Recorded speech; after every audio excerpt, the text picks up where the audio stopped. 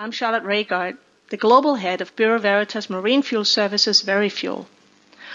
Although I'm sorry about not being able to attend Comarine in person due to the current travel restrictions, I am happy to make this presentation about the interesting developments in the industry related to decarbonization.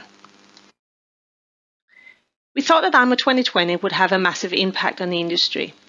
It did, but we're actually heading into a decarbonized future with even greater impact on the shipping industry. When it comes to the fuels of the future, the crystal ball is no longer as hazy as it used to be, and my presentation will take you through some of the options that exist for the industry today. IMO has made several regulations to reduce emissions from ships. I believe we are all aware of the decarbonization targets set for 2030 and 2050. Considering that the typical lifespan of a ship is 25 to 30 years, ships ordered today must be prepared for the 2050 targets or have a shorter lifespan. What I personally find really interesting is that the decarbonization is also driven by consumer demand. Consumers expect and demand sustainable production and supply chains, and this may actually make the industry decarbonize sooner than the regulatory framework expects. So if we look ahead towards 2030, there are multiple pathways for the industry to take, but there are no silver bullet. There is not one size fits all in this game. The best solution depends on the ship type, the size, and the operational profile of that specific ship. The transition to the decarbonized industry will take time, and in that time, we will have a coexistence of different fuels, traditional fuels, new fuels, and also new power systems. We will see hybrid solutions covering electric hybrid, or we will see more ships with wind-assisted propulsion, for instance. So both the technical and operational measures are needed to meet the targets. Incentives are really the key because shipping is a reflection of the society. The next decade is crucial. We need a collective action and investments in order to build the fuel distribution networks, to develop the technical methods to meet the targets. We see alternative fuels in the market. We already know about the LNG and the biofuels, but also methanol, synthetic natural gas. We hear a lot about hydrogen and ammonia these days. And then we have the alternative power systems, that is fuel cells, it's batteries, and we have some combined cycles here. Bureau Veritas are involved in R&D projects to shape the future related to these alternative options. There has been new and updated rules and notations, guidelines to the industry. And BV is working in partnerships with various key stakeholders in order to provide these solutions to the industry of the future. So if we continue to look towards 2030 and look at what the industry can choose today, we can split those into two main categories. We have the fuel options and we have the technology options. On the fuel side, LNG is a transition fuel. It has a proven track record and it has an expanding distribution network. It's a step in the right direction for CO2 and greenhouse gas reductions despite being fossil fuel in nature and the risk of having a methane slip. But the LNG technology provides an easy switch to other carbon-neutral drop-in fuels like biogas or synthetic methanes. Other technology options that we can apply is we can have fully electric ships, but that really only applies to short transit routes where you can have recharging facilities. So basically, this option is mainly suitable for ferries. For larger vessels, you can have electric hybrid ships that would apply to offshore supply vessels, tugs, cruise ships, and so forth. Other technology options are, for instance, wind-assisted propulsion that can reduce the energy efficiency indexes like the EEDI and EEXI.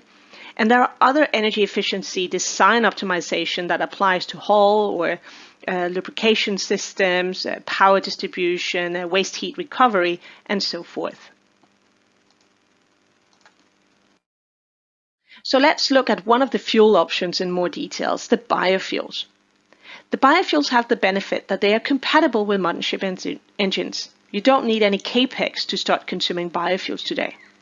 The emission factor is lower than traditional heavy fuel oils, but the actual emission factor would depend on the biofuel formulation.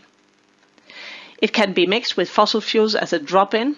Then the ship it's not necessary for the ship to be completely dependent on biofuels. So that makes it convenient as an alternative fuel source. And they would likely benefit further from a supply chain that has fewer emissions.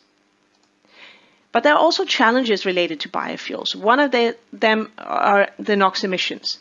There's a lot of talk in the industry of whether biofuels would increase the NOx emission from the vessels, but more testing is required to document whether it is a problem or not. There is the cost related to biofuels and the availability. Today, biofuels are mainly available in the ARA region, the Rotterdam, Amsterdam, and Antwerp. But there are increased production facilities in North America, other places of Europe, and in Asia. Question is whether the fuel is compliant with ISO 8217 or whether it would require expensive extra insurance in order to consume the biofuels. Crew need to be trained. It's not that operating on biofuel is more difficult than traditional fuels, but it's some slightly different focus areas that the crew needs to have. And that also goes into the operational consideration that biofuels may have inferior cold flow properties that can be managed through temperature adjustments and handling on board the vessel. You need to be focused on the storage and the transfer temperatures. You need to be aware of the risk of microbial growth and to avoid that, which means need to be taken to avoid such things. Are there any specific lubrication requirements to the engines and so forth?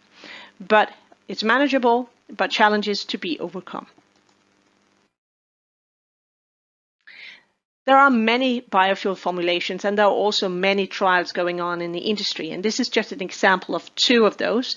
CMA CGM did a trial in cooperation with Bureau Veritas in 2019. They used a blend of FAME from used cooking oils and aromatic fuels. The fuels were stable over time. There were no operational issues reported at all from that trial. Another pilot project is the Andinol group that tested together with MAN last year. They had 2,000 hours continuous running on a 100% renewable second generation biofuel. No problems were reported. So far, there are good feedback from the industry with the trials ongoing with biofuels. So if we look towards 2050, LNG, it's not really a question of if, it's more when, as it's the only mature solution that's directly compliant with all the current regulations. It has an improved cost competitiveness, and it's also a rapidly expanding bunkering infrastructure. It has long-term viability as a biogas, and it can be combined with carbon captures, for instance. There are also other alternative fuels like LPG and methanol. They are technically feasible, but they are not carbon neutral yet, and they lack the bunkering infrastructure. You can produce green methanol or ethanol from black liquids. Hydrogen and ammonia are carbon-free, but they're still in the R&D phase. Ammonia probably has a higher potential for shipping because it's easier to store it and handling, but we need to remember it's also toxic and caustic. There are various considerations and options for any operator or shipyard or engine designer towards 2050. I will not go into each and every of these key considerations, but I just want to highlight one of the items, and that's the flexibility for future adaptation. If you have a vessel built for LNG or LPG or methanol today, how can you make that carbon neutral or preferably even carbon free in the future? How can you substitute these various fuels for one another so you have that flexibility in your operation and you are not stuck with one specific fuel type in a future that seems to be very diverse when it comes to fuel? I think that is one topic that's really at the core of the designs and the technology development that we need to look into in the future as well. I already mentioned the option of having long-term viability of LNG as a fuel by combining LNG with carbon capture technologies on board a vessel. This is one such project that is already being looked at and evaluated in order to lower the carbon footprint of the industry even further. BV is involved in a Dutch project consortium looking at green maritime methanol. It's applying R&D for 9 selected vessels, 4 different ship owners, with the objective of looking at the feasibility of methanol fuel systems compared to gas oil today. It involves a cost assessment and various specific operational profiles from the ships. Ammonia is carbon-free, which makes it very interesting from a decarbonization perspective. But in order to truly decarbonize, the production should also be green. Haldor Topsoe released a white paper last year showing that 30% of the marine fuel consumption can be covered by ammonia produced from 400 gigawatts of combined wind and photovoltaics placed in good sites. Nothing is free though. Ammonia contains less energy per ton than traditional fuel, and the price per energy content of ammonia would be about double of the current price of VLSFO. As I mentioned previously, ammonia is toxic and caustic, for which reason the risks must be identified and evaluated.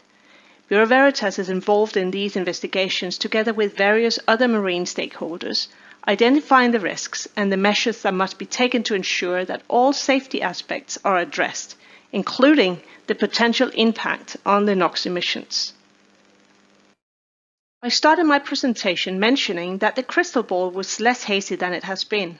There are many options to decarbonize the industry, which also means that the future is more diverse from a fuels perspective than the past has been. We are looking at a pool of options, which does not make the next steps easier, but the process is certainly interesting. Thank you very much for your attention.